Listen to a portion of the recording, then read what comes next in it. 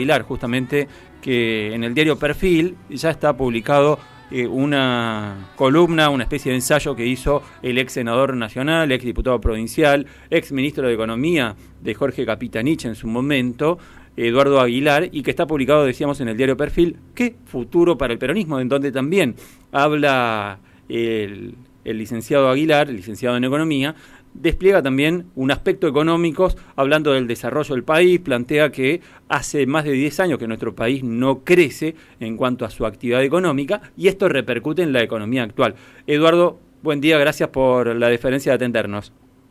Por favor, Roberto, ¿cómo estás? Muy buen día, gracias por llamar. Bien, acá sobrellevando el calor, haciendo el último programa del año, y no queríamos dejar de hablar acerca de todo lo que está pasando. Lo primero, y comienzo por el principio, ¿no?, de lo que estábamos hablando, por lo menos en la presentación de la nota con usted.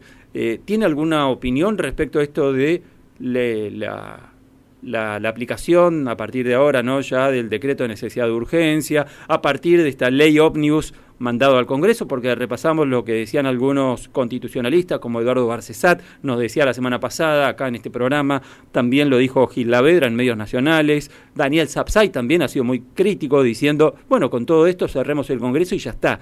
Usted, que ha sido legislador nacional, ¿cuál es su mirada acerca de esto? No, a ver, yo no puedo opinar sobre la constitucionalidad o no, porque, bueno, más allá de tener algunas opiniones provisorias, me parece que puede aportar mucho más otra gente especializada en el tema, ¿no? Lo que creo que puede poder aportar una perspectiva complementaria, en todo caso, respecto a que lo que entiendo que se busca con esto es algo que se ha buscado muchas veces a lo largo de muchos planes o intentos de estabilización en la Argentina, o cuando suben nuevos gobiernos, que es señalizar que se empieza un nuevo camino, ¿no? Y entonces estas tentativas fundacionales donde mando algo que indica que a partir de ahora las cosas cambian. Yo creo que cualquiera que estudie la historia argentina sabe que esto ha pasado ya demasiadas veces. Entonces, lo que yo diría frente a esto es mejor hacer cambios más lentos, negociados y más perdurables. Es decir, cambios rápidos ya probamos muchísimo y nunca han dado resultado en esto de con esto vamos a generar confianza, con esto vamos a señalizar que la Argentina cambió. No, ya pasó 1000 veces. Siempre señalo las idas y vueltas en la privatización de YPF, ¿no es cierto? La privatizamos, era nacional, la privatizamos, volvió a ser nacional, ahora quiere privatizar. Lo mismo con aerolíneas, lo mismo con el sistema previsional, era estatal, lo privatizamos, lo volvió a estatizar, no sé cuánto va a pasar hasta que Milei proponga algo parecido. Es decir, hicimos muchas veces intentos de cambios bruscos señalizando que empieza un tiempo nuevo, y nunca empieza, porque con lo que no probamos es con tratar de discutir las cosas y ponernos de acuerdo sobre determinados lineamientos básicos. Me parece que el Congreso es sin duda el ámbito para esto, ¿no? O sea, que yo lo que diría, mi posición frente al DNU, si hoy tuviera que votar como legislador, aunque pasa por una comisión bicameral, es desagréguenlo, tenés 100 y pico de cambio, y bueno, con algunos estamos de acuerdo, con otros no, a otros hay que estudiarlo más a fondo, otros no tienen ninguna necesidad de urgencia, otros pueden ser sí, desagréguenlo. Total, eso no cambia nada en términos del problema real de la Argentina, que en este momento, ¿cuál es? La inflación y la forma en la que se están licuando los ingresos de los asalariados y los ahorros de los que se quedaron ahorrando en pesos. Uh-huh. Y yendo al punto en relación a esto, Eduardo, porque uno escucha a funcionarios económicos del Gabinete Nacional y hablan todo el tiempo de la herencia de Massa, pero una de las primeras medidas tomadas por Luis Toto Caputo fue una devaluación que muchos catalogan como del 110%. ¿Cuánto incide la herencia recibida y cuánto impacta esta devaluación en la inflación actual? No, la herencia recibida incide en todo, yo le diría que es 99% de lo que pasa. La devaluación había que generarla, Bullrich, Larreta, Massa, las medidas iniciales, que no es lo mismo que decir el plan, porque el plan hasta ahora Milei no mostró ninguno, ¿no?, de estabilización, pero las medidas iniciales, saquemos DNU, saquemos ley ómnibus, estoy refiriendo a las medidas iniciales económicas, y todos en todos casos iban a ser similares, es decir, devaluación, aumento de retenciones, tocar algún que otro impuesto para fortalecer la situación fiscal, tratar de contener gastos, reformular la fórmula jubilatoria. Esto iba a ser absolutamente igual en todos, ¿no? Hay que ser honestos en esto, porque si no, nos estamos engañando. O sea, para usted ganaba Sergio Massa y iba a aplicar una devaluación semejante igual. Cualquiera. Esto es exactamente igual. Esto yo creo que nadie, bueno, lo dijo Rubinstein, ¿no? Que era el ministro de Economía real, que Massa no entiende mucho de estas cosas, pero lo dijo Rubinstein ahí y cualquiera sabe que es así. Ahora, también a eso hay que poner al lado que, bueno, no hay un plan de estabilización. Lo que se ha anunciado es una devaluación y aumento de algunos impuestos. Un plan de estabilización hubiera sido algo mucho más amplio, coordinado, considerando lo monetario, lo fiscal, cómo cambiaban los precios de las tarifas, algo que apuntara a que las repercusiones inflacionarias de esto fueran un poco menores. Yo creo que van a ser así, anunciados de esta manera y sin poner algo integral sobre la mesa, van a ser más altas, más amplias, ¿no? ¿Y por qué considera usted que no se puede aplicar ese famoso plan de estabilización consensuado, largoplacista? Hace un tiempo, creo que ya lo habíamos charlado, pero hace un tiempo escuchaba al autor del Plan Austral, uno de los autores del Plan Austral, y que contaba que, por ejemplo, en Israel se termina aplicando un plan de estabilización parecido en 1985, que ese autor del Plan Austral decía es prácticamente un plagio lo que se aplicó en Israel del Plan Austral, pero le preguntaron en su momento por qué en Israel funcionó incluso hasta ahora y en nuestro país el Plan Austral duró 2 años. Y él dijo porque en Israel se dieron consensos políticos. ¿Usted comparte esa mirada, comparte esa lectura? Sí, es absolutamente sí. La diferencia es que, bueno, ahora los consensos políticos son mucho más difíciles que en la época del Plan Austral, ¿no? Porque la Argentina ha sufrido en los últimos 20 años un proceso de polarización política adrede. Es decir, esto es lo que, de alguna manera, por más que eso, la política se ha ido polarizando como consecuencia de volverse más espectáculo, más TV, más show, más redes sociales en todo el mundo, ¿no? Esto ha llevado a un proceso de polarización. Ahora, en la Argentina se ha acentuado y ha sido adrede y ha sido parte de una política de kirchnerismo, ¿no? El proceso de polarización política.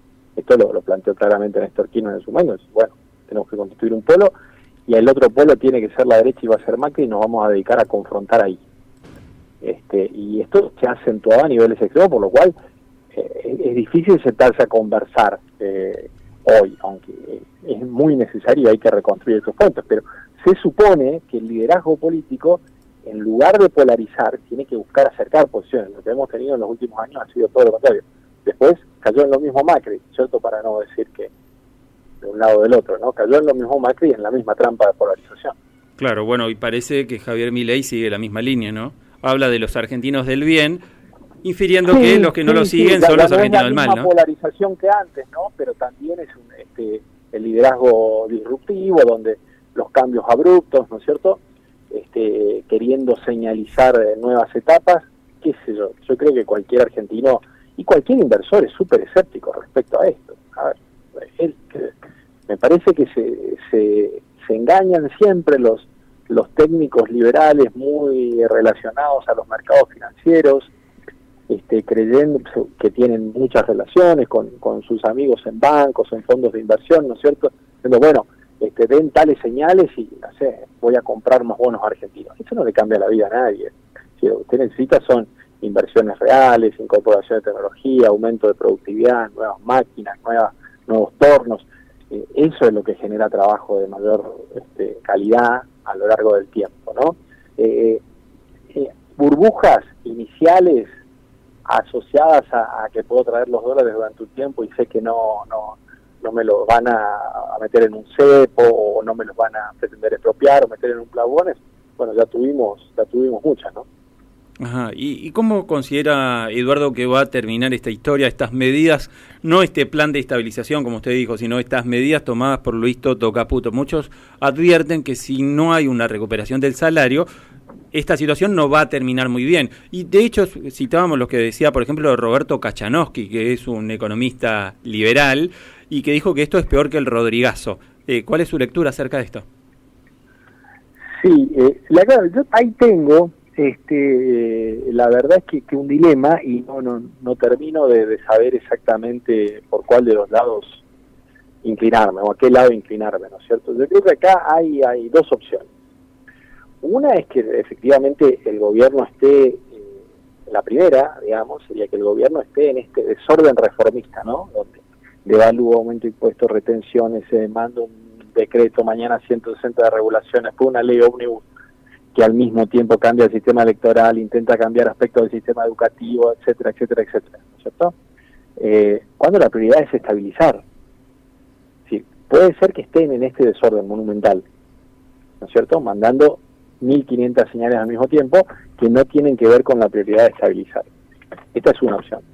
La otra opción, que es perfectamente compatible con lo que está pasando, es: le voy a poner mucho ruido al sistema político, le voy a hacer discutir todo este tipo de cosas, mientras la inflación va licuando los salarios y va licuando los ahorros en pesos, consigo los 15.000 millones que faltan del Fondo Monetario y quedo en condiciones de dolarizar.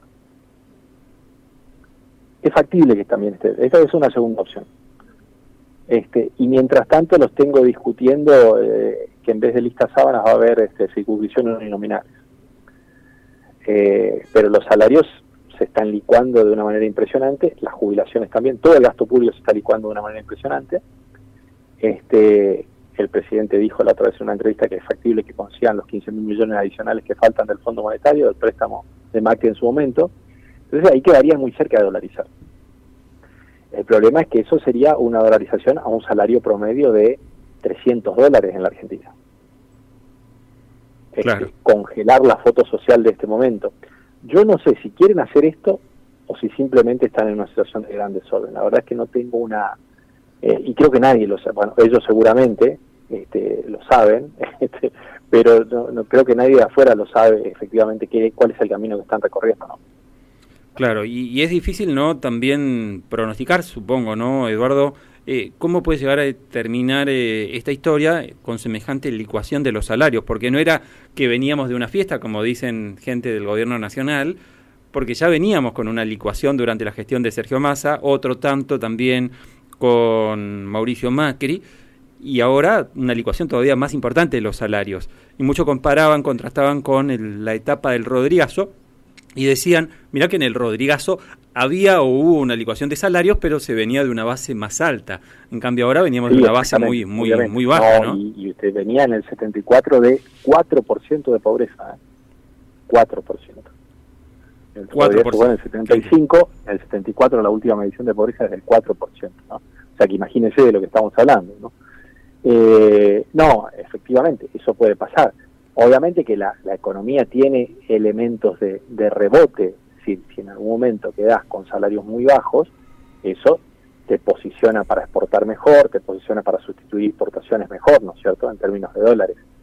Pero no es que cae sin fin o subís sin fin, es decir, hay mecanismos de equilibrio en la economía, pero obviamente que eso puede llevar muchísimo tiempo y es muy diferente hacerlo de una manera no programada y sin medir sin medir consecuencias sociales. Yo por ahora veo más pragmatismo del que creía en ley, hay que decir, no bien diseñado, pero más pragmatismo. Es decir, por ejemplo, yo veo que está proponiendo otra vez subir las retenciones, veo que subió las retenciones, pero después veo que le dejó la misma retención a las materias primas que a los productos industrializados. Es un error antiindustrial. Pero no es el tipo que decía antes de subir impuestos me corto las manos, ¿no es cierto? Veo que está proponiendo volver atrás con la suba de ganancias. Claro, yo como profesor me toca pagar y me toca pagar mucha plata si llega a subir otra vez. Pero creo que es un impuesto que es necesario rediseñar y que esté vigente en la Argentina, ese impuesto a los ingresos. Es decir, veo que hay el anuncio de dos bonos de 55.000 para los jubilados, es decir, antes que chocar con la realidad y estrellarse contra el piso, se ve a una persona más pragmática que el delirante que estaba en campaña, ¿no es cierto? Uh-huh. Lo cual es positivo. Ahora, no termina de ser auspicioso. Lo que se ve en la Argentina en este momento no termina de ser claro, no termina de ser auspicioso. Lo que todos sabemos es que vamos a acercarnos a niveles de 100% de inflación solo en el primer trimestre del año, y que esto sobre jubilados, sobre quienes están ahorrando en pesos y sobre asalariados va a tener un efecto de disminución del poder adquisitivo fuertísimo, tantos empleos públicos, empleos privados e informales también, ¿cierto? Que son siempre los salarios que más caen. Claro, y en ese escenario, ¿cuánto se resiste? ¿Cuánto la gente aguanta? ¿Cuánto soporta? Porque decíamos, veníamos de una base bastante ajetreada, bastante golpeada, y ahora, si en el primer trimestre vamos a tener 100% de inflación... Muy auspicioso ahí. Yo soy de los que creo que la gente flota cuando ve alternativas a la vista. ¿Y cuáles son las alternativas hoy en la Argentina? ¿Qué partido político tiene un programa alternativo hoy en la Argentina? Bueno, ¿qué partido político existe, digamos? Uh-huh. Cambiemos, se disolvió el peronismo, como bien yo, bueno, un poco en el artículo que usted estaba comentando, sí. Digo, requiere un larguísimo proceso donde tiene que pensar de vuelta toda la política, toda la economía, tiene que pensar de vuelta toda su historia, porque no puede excusarse de que estuvimos acompañando una visión obtusa de la economía y de la política en los últimos 20 años, como la del kirchnerismo, uh-huh. Se hizo seguidismo de eso, y en algunos casos seguidismo enfervorizado, ¿no es cierto? O sea que ahí tenés que reconsiderar de alguna manera, a ver, ¿cómo estuviste acompañando algo que terminó tan mal?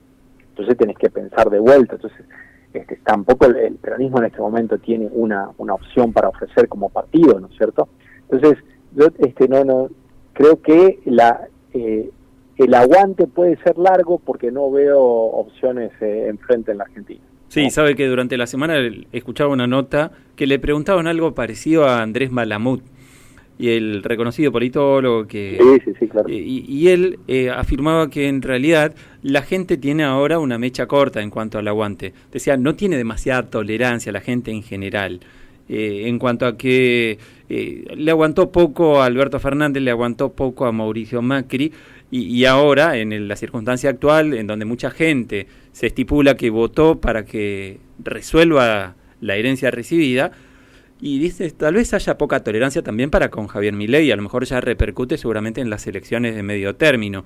De hecho, veía, por ejemplo, también vinculado con esto, Eduardo, un estudio de la consultora Suban Córdoba, que dice que por día, en cuanto a su aceptación, Javier Milei viene perdiendo un 1%. Decía que esto, según lo describía esta consultora, es todo un récord para un presidente que recién comienza. Va perdiendo 1% de su popularidad. Le hubiera pasado a cualquier presidente. Le hubiera pasado a cualquier presidente que hubiera subido y hubiera tenido que tomar estas medidas, ¿no?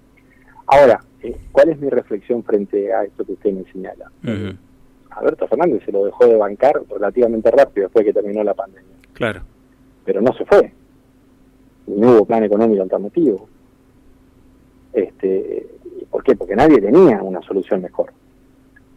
Capaz mañana nos cansemos de Milei mañana a la mañana. No se va a ir y nadie va a sacar no hay nadie que pueda elaborar un plan económico que sea 180 grados distinto a ¿no es cierto? Uh-huh. Entonces, una cosa es que el gobierno vaya perdiendo toda popularidad, y eso obviamente le dificulte la aprobación de cualquier tipo de ley, le dificulte tomar cualquier medida. Otra es que se vaya a alguna parte porque existe algún grupo político que tenga una opción para ofrecer. Eso no hay en Argentina. Entonces, si a Milei se le termina la popularidad, lo más probable es que, como Alberto Fernández, termine reptando 4 años, tomando medidas en la pendiente, mientras va terminando su mandato. Entonces yo creo que son caminos que hay que tratar de evitar. Ojalá las muestras de pragmatismo se acentúen.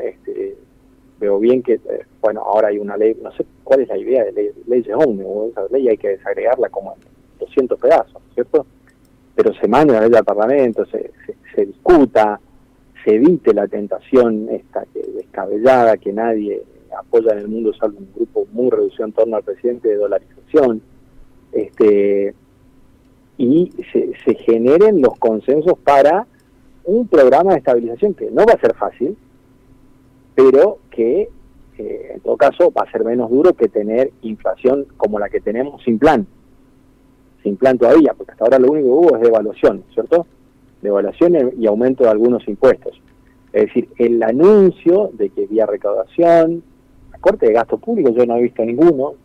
Vi que se cortaron supuestamente contratos de 7.500 personas. Se imagina que eso Es decir, ajuste de gasto público no había, lo que hay es licuación de gasto público. Es decir, se están atrasando los salarios, se están atrasando las jubilaciones. Pero eso no es durable. No es durable porque cuando haya una muestra de reactivación, sí, lo vas a tener que recomponer, va a haber, y más si el gobierno empieza a perder popularidad, ¿no es cierto? Entonces, habría que tener un programa de estabilización bien armado, que incluya lo fiscal, que incluya lo monetario, que incluya, señales respecto a qué se va a hacer con el tema apertura también, aranceles, ¿no es cierto? No se ha hablado nada de esto, o muy poco, entonces está como todo en el aire, y se trata de gente que aparte no sabemos cómo, no tiene historia, ¿no? Porque si usted, qué sé yo, a Cristina la recontra conocemos, viene Macri y sabemos cómo ha reaccionado en las distintas crisis. De Milei no sabemos nada, ¿no? Bueno, pero de Luis... La verdad que no tenemos track record, ¿no? Luis Toto Caputo tenemos antecedentes, ¿no? De Caputo sí. Cosa llamativa, ¿no? Porque... Claro, lo peligroso de que consiga esos 15.000 millones de dólares de algún lado y con eso intenten una dolarización que congele la foto productiva de la Argentina, en esta Argentina de salarios en dólares promedio de $300, ¿no?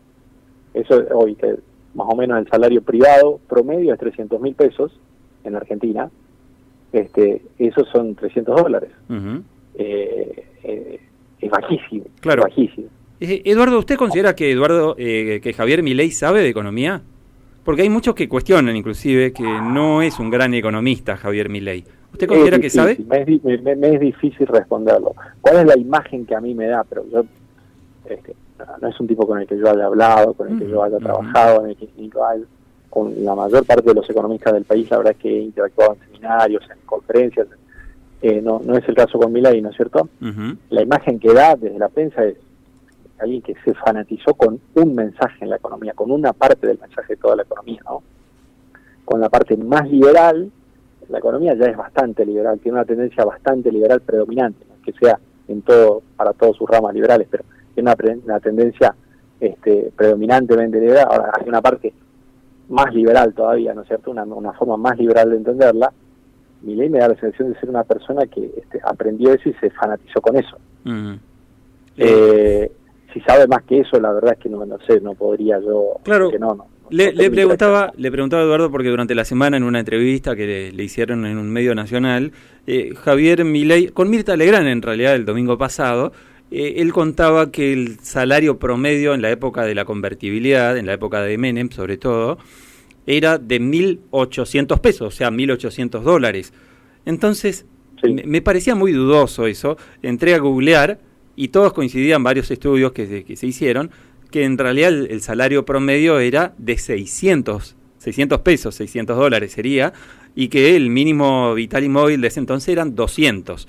Y yo digo, ¿cómo puede ser que alguien que supuestamente es especialista en economía tire sueltamente que el salario promedio era 1.800 pesos cuando era de 600? Y decía también Milei que si se hubiese mantenido ese plan de convertibilidad hasta ahora, el actual salario promedio en nuestro país hubiera sido de $3.600, 3.600 pesos. ¿Esto es así o también hay que dudarlo, hay que discutirlo? No, bueno, hace como un uso en modalidad de show de las cifras, ¿no es cierto? Más como buscar impactar. Espero que no se lo crea. Grave sería que se lo crea, ¿no? Bueno, como esta idea que la Argentina es la primera potencia del mundo hacia 1910, ¿no es cierto? Lo cual obviamente no es así. La Argentina tenía en ese momento el 66% del PIB per cápita de los norteamericanos, y estaba muy atrás en muchísimos indicadores, y cualquiera que se dedique seriamente a la economía diría, bueno, pero alcanza con leer el informe Vialet-Macé, que lo pidió justamente un ministro de Roca, lo pidió, no era un informe opositor, digamos.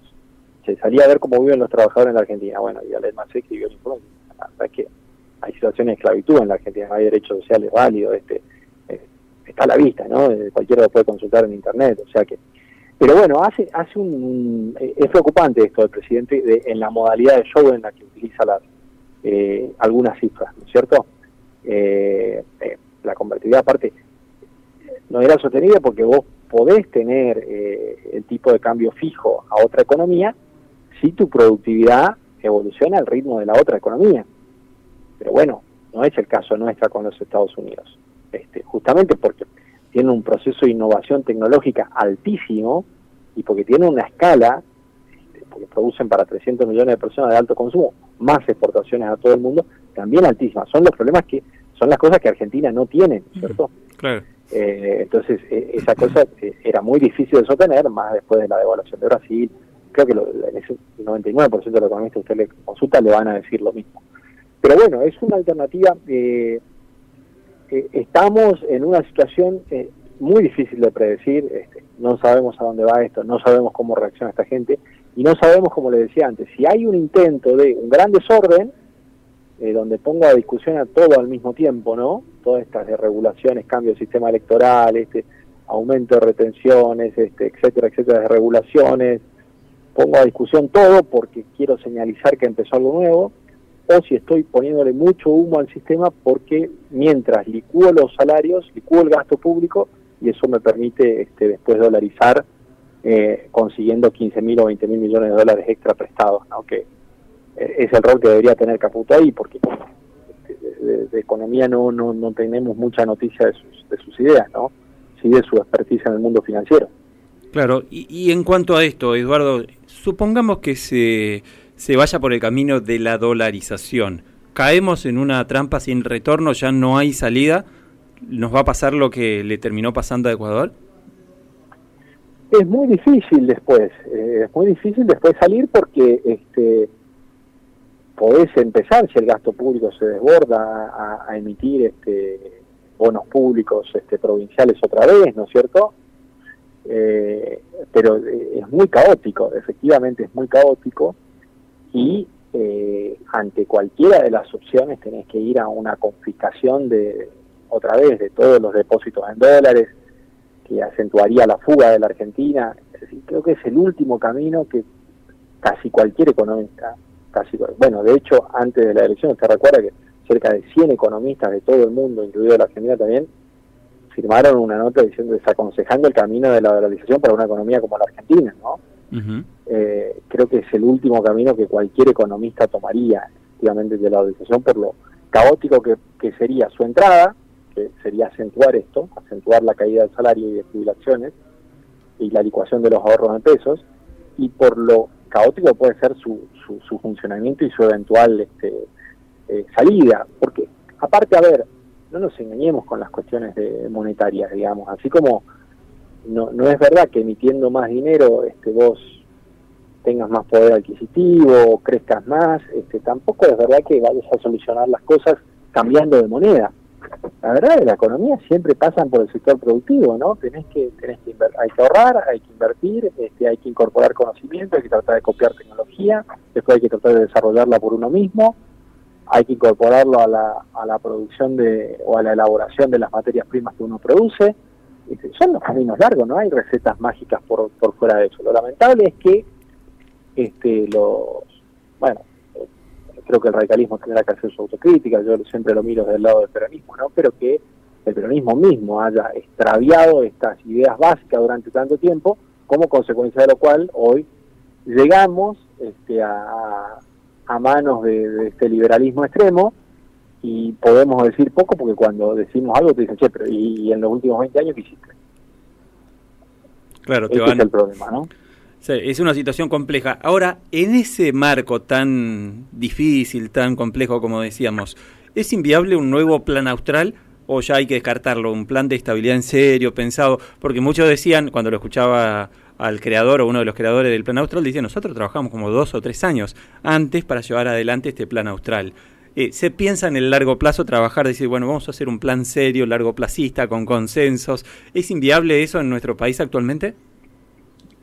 No en términos de posibilidad, pero sí en términos de tiempo. No es algo que usted pueda aplicar inmediatamente.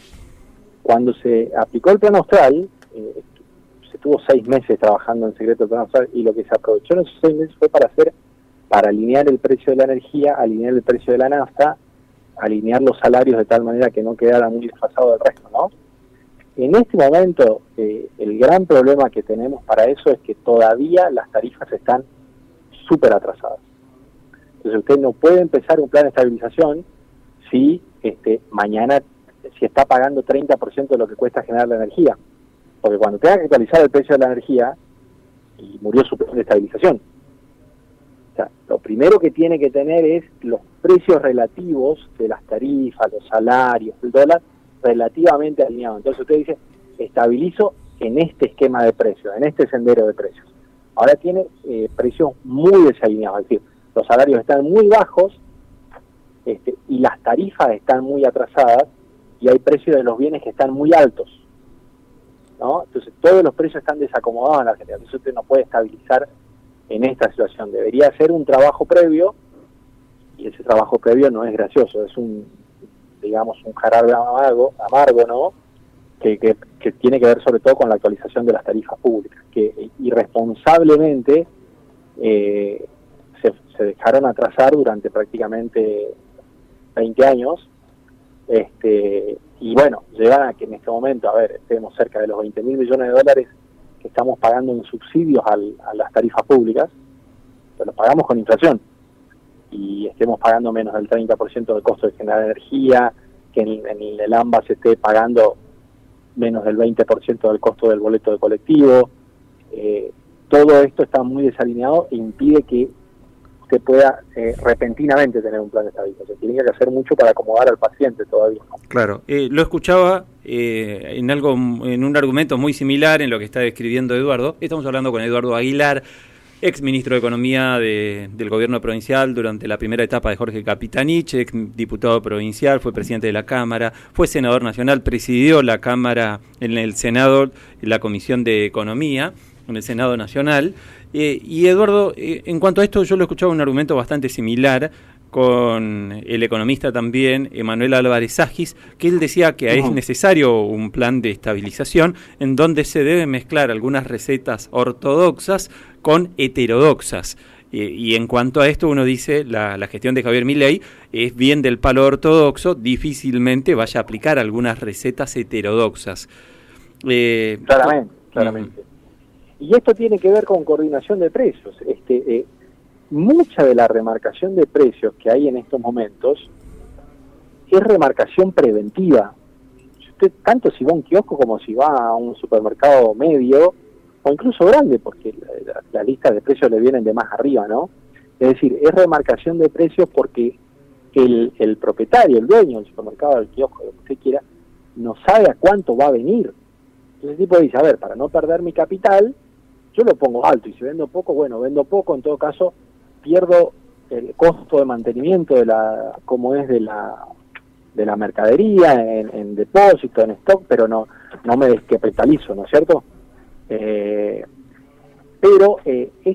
Y entonces toda esa remarcación, si usted tiene un sendero de coordinación, si pone el Estado a decir, mira, vamos a ir moviendo los precios a este esquema y los salarios a este esquema, que es a lo que se refiere Álvarez cuando dice esquemas heterodoxos, lo que en economía se llaman políticas de ingreso, ¿no? Es decir, mira, yo voy a mover las tarifas, tengo que aumentarlas, sí o sí, lamentablemente, la voy a aumentar tanto por ciento. Entonces, vamos a hacer que eso sea una pauta para los salarios, que eso sea una pauta para los precios. Entonces, evitaría muchas remarcaciones de precios. Lo que pasó con la carne es una evidencia, ¿no? Que vio que bajó de 7.000 a 5.000 otra vez el kilo, sí, en estos últimos días. Ahora, porque ese salto es preventivo, es para cuidarse. Ahora, si el Estado está coordinando el proceso, mientras hace la parte ortodoxa, porque si vos no haces la parte ortodoxa, te vas a la banquina otra vez, ¿no? Si seguís emitiendo, si tenés déficit fiscal, si tenés déficit fiscal, si emitís para cualquier tipo de cosas, y entonces ahí no hay heterodoxia que te salve, ¿no? El tema es que los acuerdos de precios pueden funcionar si vos, mientras tanto, haces la parte ortodoxa de equilibrar el presupuesto. Esto es lo que un plan de estabilización global debería tener, y como usted dice, uno no lo ve muy, por lo menos ahora, aunque siempre digo, no sabemos quién es Milei, por lo menos por ahora no lo ve factible con este presidente, ¿no? Ajá. Lo último, Eduardo, y tiene que ver con el plan de austeridad que anunció ayer el gobierno provincial de Leandro Esdero. Y a partir de ahí le pregunto, ¿cómo ve los primeros días, las primeras semanas de Leandro Esdero al frente del gobierno provincial y a Roy Nikisch al frente de la Intendencia de Resistencia? Bueno, supongo que sí, es muy importante que tengan planes de autoridad, porque, a ver, ayuda nacional aparentemente no van a tener, bueno, evidentemente va a ser contra apoyos muy condicionados a determinada votación, lo ha dicho el presidente. Fondo para obras públicas no van a tener, y prácticamente toda la obra pública provincial se sustenta con fondos nacionales, ¿no? Y ahora no hay, o sea que, la manera tradicional de gobernar el capitalismo, yo siempre digo, fue obras públicas sin reforma, ¿no? Escuelas, pero no reforma del sistema educativo, hospitales, pero no reforma del sistema de salud. Y las obras públicas dieron resultado electoral durante muchísimo tiempo, ¿no? Pero, entonces, pones escuela, pero no cambias el funcionamiento del sistema educativo y no vas a cambiar los resultados educativos, pero da resultados electorales. Esa fórmula de Capitanich Heredero no la va a tener, porque la obra pública, los recursos como son nacionales, ahora no está disponible. De tal manera que yo creo que más allá de austeridad, va a tener que encontrar otros ejes que efectivamente le den rumbo a su gobierno, ¿no? Es decir, reforma de determinados aspectos de la educación, de la salud, de los programas sociales. La austeridad es imprescindible. Ahora, no es un rumbo de gobierno. La obra pública no lo va a poder ser, porque no van a estar los recursos disponibles. Entonces, creo que vamos a ver en los próximos meses, a ver qué encuentra el gobernador Heredero para darle un rumbo, cuáles van a ser los ejes de su gobierno, qué es lo que lo va a distinguir, qué es lo que va a intentar en estos 4 años. Claro, bueno, según lo decía el propio gobernador Eduardo, va a ser salud, seguridad, básicamente va a ser los ejes de su gestión, ¿no? Sí. Y educación también habló, ¿no? Yo digo que reforma, porque yo también, obviamente tenés que concentrar en salud, seguridad, educación, pero son reformas importantes las que necesitas. Es decir, a ver, siempre, y lamentablemente no puedo cambiar los datos porque siguen siendo los mismos. 7 de cada 10 chicos pobres no termina la escuela secundaria en el Chaco. Tenés que tener un programa integral para revertir eso. Y arranca desde la primera infancia. Entonces, ¿cuál es tu programa integral? Para salud, ¿cuál es tu programa integral? En políticas sociales, en seguridad, ¿cuál es tu programa? Bueno, en campaña sí, uno dice, sí, mi eje van a ser salud, educación, seguridad, pero bueno, eso no quiere decir mucho. Después tenés que reformar. Yo estoy trabajando ahora con un conjunto de médicos una propuesta integral para una reforma del sistema de salud en la provincia del Chaco, ¿no es cierto? Basado en lo que ya hicimos en 2019, para poner sobre la mesa discusiones. Me parece que es interesante que poder aportarlo sin motivaciones partidarias, ¿no es cierto? En ese sentido, más allá de mi simpatía por el peronismo, no tengo ahí nada que me ate como para evitar autocríticas o que me condicione para no aportarle al gobierno y como para no desear que le vaya bien y ojalá que muy bien a Heredero. En cuanto a Nikish, bueno, la tiene mucho más difícil, ¿no? Porque yo avisé en el peronismo hace mucho tiempo, hace más de 15 años, que había un político que jugaba con otras reglas de juego, que era la de destruir al Estado adentro del peronismo. Y no fui escuchado, y me refiero a Gustavo Martínez. Por el contrario, en principio fui marginado y después me automarginé del peronismo porque no quería compartir esas compañías. Acá hay una persona que juega a destruir el Estado, que hace política destruyendo el Estado. Valorado como el gran compañero por el grueso del peronismo, ¿no es cierto? Bueno, ahora tenemos la evidencia en Resistencia. Creo que está a la vista, ¿no?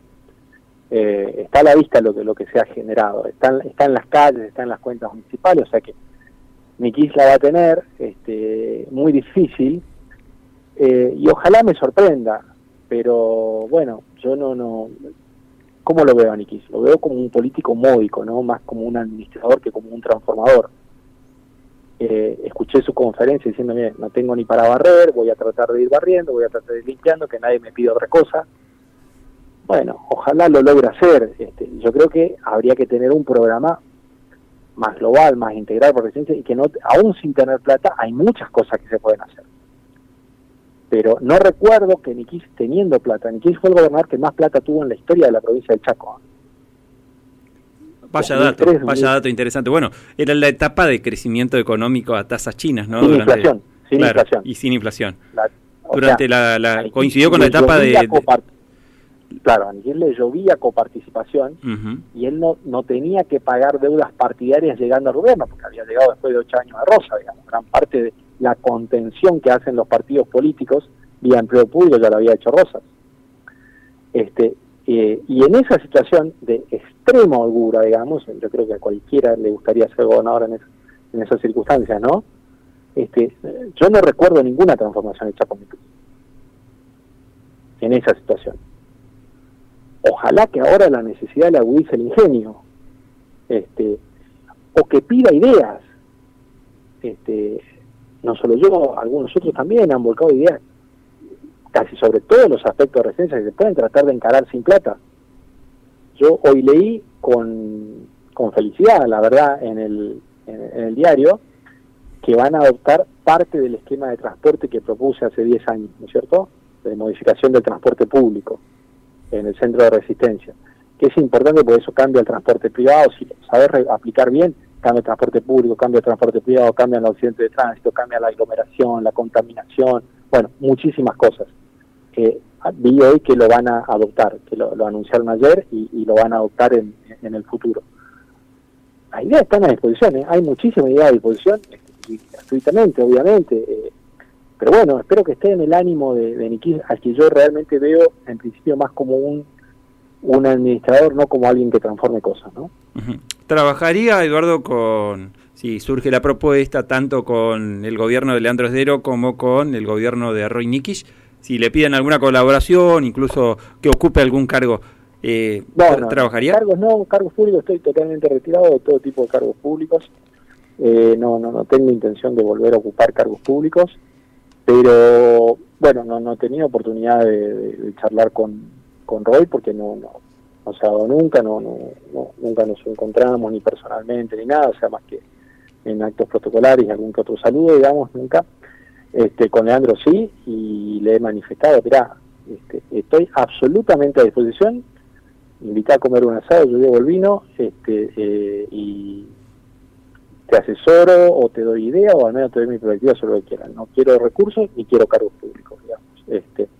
Sí me interesaría, como siempre, aportar, digamos, dialogar con el gobierno de la misma manera que después ir a buscar a los compañeros y decir, che, y que si ayudamos en esta propuesta, y ahí tratar de sumar a las universidades. La provincia tiene un organismo que se murió, que es el CONES, desapareció, de donde sacamos muchas cosas positivas en el periodo 2004-2007 y generamos los equipos de gobierno que después acompañaron mucho tiempo a Capitanich en las áreas en lo que Capitanich hizo la mejor gestión, que fueron los temas de políticas industriales. Esos equipos los generé en la universidad y después en el CONES. Después el organismo se murió. Estaría bueno reactivarlo. Las universidades tienen mucho que aportar, como por ejemplo de la Cámara de Diputados, de la Comisión de Salud de la Cámara de Diputados, que llamaba al ministro, llamaba a la Facultad de Medicina, a ver, ¿cuál es el programa de salud que necesita el Chaco? A ver, ¿cómo retenemos médicos? ¿Cómo bajamos el costo de la medicina que cada vez es de mayor complejidad? ¿Cómo solucionamos todo el problema de los monotributistas que van al hospital público y el hospital público no recibe ninguna compensación de las obras sociales a los que los monotributistas aportan?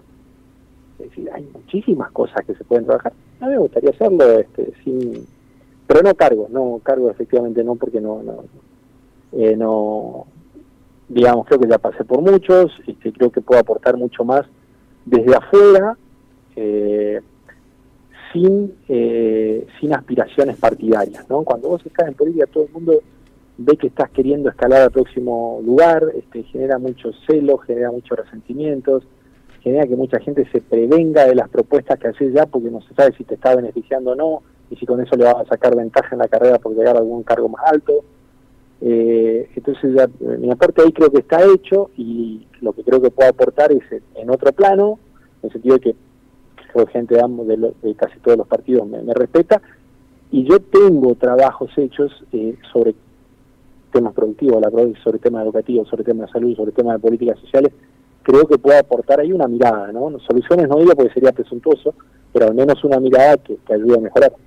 Bueno, lo último, Eduardo, agradeciéndole la deferencia de atendernos y una larga charla. Me parece que meritaba, a propósito de esto que usted había escrito en varios medios, que hoy repercute en el diario Perfil, acerca del peronismo, que hablamos poco. Sí, mire, si hablábamos de esto, teníamos para una hora más. Largo, ¿no? me dice, le manda un saludo Cacho Quirós. Cacho Quirós dice un saludo para Eduardo. Y marca algo, dice. Señaló que Eduardo insiste en el error tecnocrático que le impide dimensionar los aspectos integrales del plan de Milei. Solamente me manda esa parte del mensaje, no me especifica puntualmente más detalles, pero dice esto, ¿no? Insiste Eduardo en el error tecnocrático que le impide dimensionar los aspectos integrales del plan de Milei. No, a ver, le digo a Cacho lo siguiente, yo estoy absolutamente en contra de la Argentina que quiere Milei. Como bien dice el artículo, le recomendaría a Cacho que lea el artículo, ¿no es cierto? Uh-huh. Es decir, artículo que está publicado en el diario Perfil y que se llama, titula... Yo no creo que la justicia social claro, ni la solidaridad sean una aberración, no creo en la desindustrialización de la economía en la que van muchas de las medidas de Milei. No creo veo con peligro que las desregulaciones terminen favoreciendo a grupos muy concentrados de la economía, entre ellos quienes le daba trabajo, digamos, de alguna manera el gran patrón de la patria concesionaria en la Argentina, ¿no es cierto? Acá estamos hablando de estos temas, pero una mirada más integral creo que se puede ver en ese artículo que publiqué, que es un resumen de un artículo más largo de una publicación académica, ¿no? Uh-huh. Pero yo le diría a Cacho lo siguiente: Milei está ahí por culpa del kirchnerismo, ¿no? Milei está ahí porque el peronismo fue captado por una visión obtusa de la política y de la economía representada por el kirchnerismo. Entonces, esa es mi visión, y yo creo que de ahí tenemos que salir. Para ser una alternativa para la Argentina, efectivamente. Bien, Eduardo, le agradecemos... Bueno, un debate entre peronistas. Sí, sería interesante, lo llamaríamos a Cacho para ahondar, pero ya lamentablemente los tiempos... Creo que son los debates que tenemos que dar en los juicios. Por supuesto, no hay que temerle al debate ni mucho menos. Eduardo, le mandamos un abrazo grande y será hasta la próxima. Felicidades a todos y muchas gracias por llamarme, Roberto. No, al contrario, igualmente, gracias por la deferencia de atendernos y de esta larga entrevista. Abrazo grande. Muchas gracias. Por favor, ahí ha pasado Eduardo Aguilar, economista, catedrático, docente, ¿no?, de la Universidad de Ciencias Económicas.